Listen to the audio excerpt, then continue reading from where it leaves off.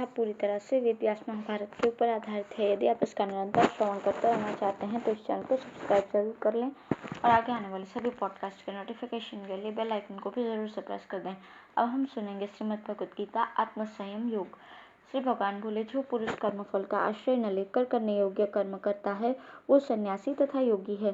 केवल अग्नि का त्याग करने वाला सन्यासी नहीं है तथा केवल क्रियाओं का त्याग करने वाला योगी नहीं है। अर्जुन, जिसको सन्यास ऐसा कहते हैं उसी को तू योग जान, क्योंकि संकल्पों का त्याग न करने वाला कोई भी पुरुष योगी नहीं होता। समत्व बुद्धि रूप कर्म योग में आरूढ़ होने की इच्छा वाले मननशील पुरुष के लिए योग की प्राप्ति में निष्काम भाव से कर्म करना ही हेतु कहा जाता है और योगारूढ़ हो जाने पर उस योगारूढ़ पुरुष के लिए सर्व संकल्पों का अभाव ही कल्याण में हेतु कहा जाता है। जिस काल में न तो इंद्रियों के भागों में और न कर्मों में ही आसक्त होता है उस काल में सर्व संकल्पों का त्यागी पुरुष योगारूढ़ कहा जाता है।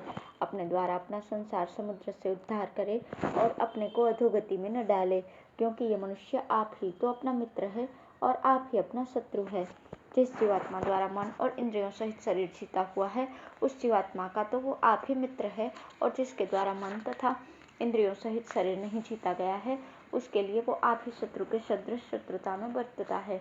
सर्दी गर्मी और सुख दुख आदि में, मान और अपमान में जिसके अंतःकरण की वृत्तियां भली भांति शांत है, ऐसे स्वाधीन आत्मा वाले पुरुष के ज्ञान में सच्चिदानंद घन परमात्मा सम्यक प्रकार से स्थित है।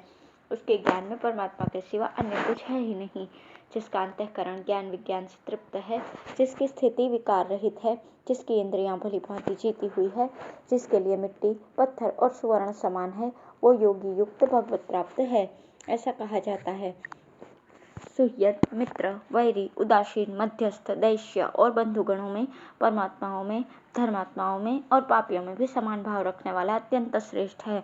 मन और इंद्रियों सहित शरीर को वश में रखने वाला आशा रहित और संग्रह रहित योगी अकेला ही एकांत स्थान में स्थित होकर आत्मा को निरंतर परमेश्वर के ध्यान में लगाए। शुद्ध भूमि में जिसके ऊपर क्रमशः कुशा, वृक्षाला और वस्त्र बिछे हैं, ऐसे अपने आसन को न बहुत ऊंचा और न बहुत नीचा स्थिर स्थापन करके उस आसन पर बैठकर चित्त और इंद्रियों की क्रियाओं को वश में करके तथा मन को एकाग्र करके अंतःकरण की शुद्धि के लिए योग का अभ्यास करे।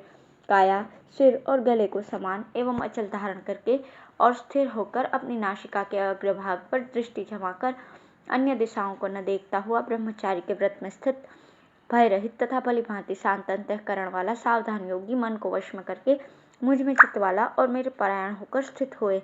वश में किए हुए मन वाला योगी इस प्रकार आत्मा को निरंतर मुझ परमेश्वर के स्वरूप में लगाता हुआ मुझ में रहने वाली परमानंद की पराकाष्ठा रूप शांति को प्राप्त होता है। अर्जुन, ये योग न तो बहुत खाने वाले का, न बिल्कुल न खाने वाले का, न बहुत शयन करने के स्वभाव वाले का और न बहुत जागने वाले का ही सिद्ध होता है। दुखों का नाश करने वाला योग तो यथा योग्य आहार विहार करने वाले का, कर्मों में यथा योग्य चेष्टा करने वाले का और यथा योग्य सोने तथा जागने वाले को ही सिद्ध होता है। अत्यंत वश में किया हुआ चित्त जिस काल में परमात्मा में ही भली भांति स्थित हो जाता है उस काल में संपूर्ण भोगों से स्पृहा रहित पुरुष योग युक्त है, ऐसा कहा जाता है। जिस प्रकार वायु रहित स्थान में स्थित दीपक जलायमान नहीं होता, वैसे ही उपमा परमात्मा के ध्यान में लगे हुए योगी के जीते हुए चित्त की कही गई है।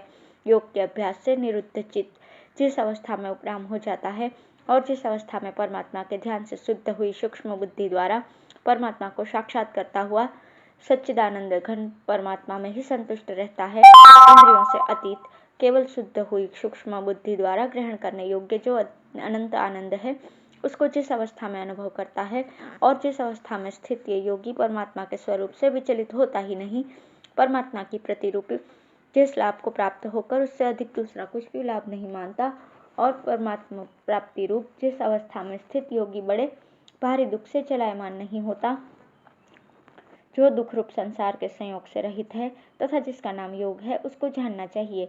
वह योग न उकताए हुए धैर्य और उत्साह युक्त चित्त से निश्चय पूर्वक करना कर्तव्य है। संकल्प से उत्पन्न होने वाली संपूर्ण कामनाओं को निशेष रूप से त्याग कर और मन के द्वारा इंद्रियों के समुदाय को सभी ओर से रोककर क्रम से अभ्यास करता हुआ उपरामता को प्राप्त हो तथा धैर्य युक्त बुद्धि के द्वारा मन को परमात्मा में स्थित करके परमात्मा के सिवा और कुछ भी चिंतन न करे। यह स्थिर न रहने वाला और चंचल मन जिस शब्द आदि विषय के निमित्त से संसार में विचरता है, उस विषय से रोककर इसे बारंबार परमात्मा में ही निरुद्ध करे, क्योंकि जिसका मन भली प्रकार शांत है, जो पाप से रहित है और जिसका रजोगुण शांत हो गया है, ऐसे इस सच्चिदानंद घन ब्रह्म के साथ एक ही भाव हुए योगी को उत्तम आनंद प्राप्त होता है। वो पाप रहित योगी इस प्रकार निरंतर आत्मा को परमात्मा में लगाता हुआ सुखपूर्वक ब्रह्म परमात्मा की प्राप्ति रूप अनंत आनंद को अनुभव करता है। सर्वव्यापी अनंत चेतन में एक ही भाव से स्थिति रूप योग से युक्त आत्मा वाला तथा सब में स्वभाव देखने वाला योगी आत्मा को संपूर्ण भूतों में और संपूर्ण भूतों को आत्मा में देखता है। जो पुरुष संपूर्ण भूतों में सबके आत्मरूप मुझ वासुदेव को ही व्यापक देखता है और संपूर्ण भूतों को मुझ वासुदेव के अंतर्गत देखता है, उसके लिए मैं अदृश्य नहीं होता, वो मेरे लिए अदृश्य नहीं होता। जो पुरुष एक ही भाव में स्थित होकर संपूर्ण भूतों में आत्मरूप से स्थित मुझ सच्चिदानंद घन वासुदेव को भजता है, वो योगी सब प्रकार से बरतता हुआ भी मुझ में ही बरतता है। अर्जुन, जो योगी अपनी भांति संपूर्ण भूतों में सम देखता है और सुख अथवा दुख को भी सब में सम देखता है, वो योगी परम श्रेष्ठ माना गया है। अर्जुन बोले, मधुसूदन, जो ये योग आपने समभाव से कहा है, मन के चंचल होने से मैं इसकी नित्य स्थिति को नहीं देखता हूँ, क्योंकि श्री कृष्ण, ये मन बड़ा चंचल क्रमथन स्वभाव वाला, बड़ा दृढ़ और बलवान है, इसलिए उसको वश में करना मैं वायु को रोकने की भांति अत्यंत दुष्कर मानता हूँ। श्री भगवान बोले, महाबाहो, निसंदेह मन चंचल और कठिनता से वश में होने वाला है, परंतु कुंती पुत्र अर्जुन, ये अभ्यास और वैराग्य से वश में होता है। जिसका मन वश में किया हुआ नहीं है, ऐसे पुरुष द्वारा योग दुष्प्राप्य है, और वश में किए हुए मन वाले प्रयत्नशील पुरुष द्वारा साधन करने से उसका प्राप्त होना सहज है। ये मेरा मत है।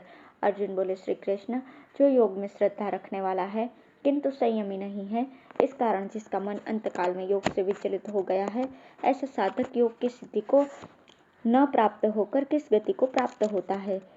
क्या वो भगवत प्राप्ति के मार्ग में मोहित और आश्रय रहित पुरुष छिन्न भिन्न बादल की भांति दोनों ओर से भ्रष्ट होकर नष्ट तो नहीं हो जाता?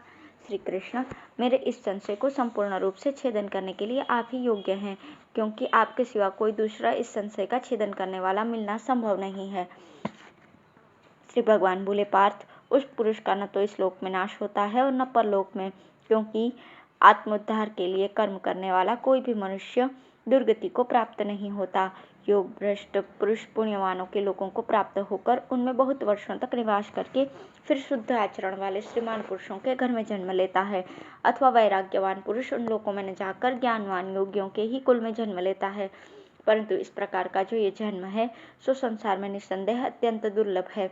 वहाँ उस पहले शरीर में संग्रह किए हुए बुद्धि संयोग को, समत्व बुद्धि योग के संस्कारों को अनायास ही प्राप्त हो जाता है, और कुरुनंदन, उसके प्रभाव से वो फिर परमात्मा की प्राप्ति रूप सिद्धि के लिए पहले से भी बढ़कर प्रयत्न करता है।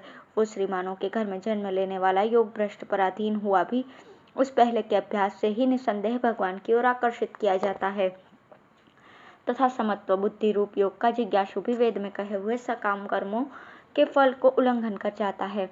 परंतु प्रयत्न पूर्वक अभ्यास करने वाला योगी तो पिछले अनेक जन्मों के संस्कार बल से इसी जन्म में संसिद्ध होकर संपूर्ण पापों से रहित होकर तत्काल ही परम गति को प्राप्त हो जाता है। योगी तपस्वियों से श्रेष्ठ है, शास्त्र ज्ञानियों से भी श्रेष्ठ माना गया है, और सकाम कर्म करने वालों से भी योगी श्रेष्ठ है। इससे अर्जुन, तू योगी हो। संपूर्ण योगियों में भी जो श्रद्धावान योगी मुझ में लगे हुए अंतरात्मा से मुझको निरंतर भजता है, वो योगी मुझे परम श्रेष्ठ मान्य है। धन्यवाद।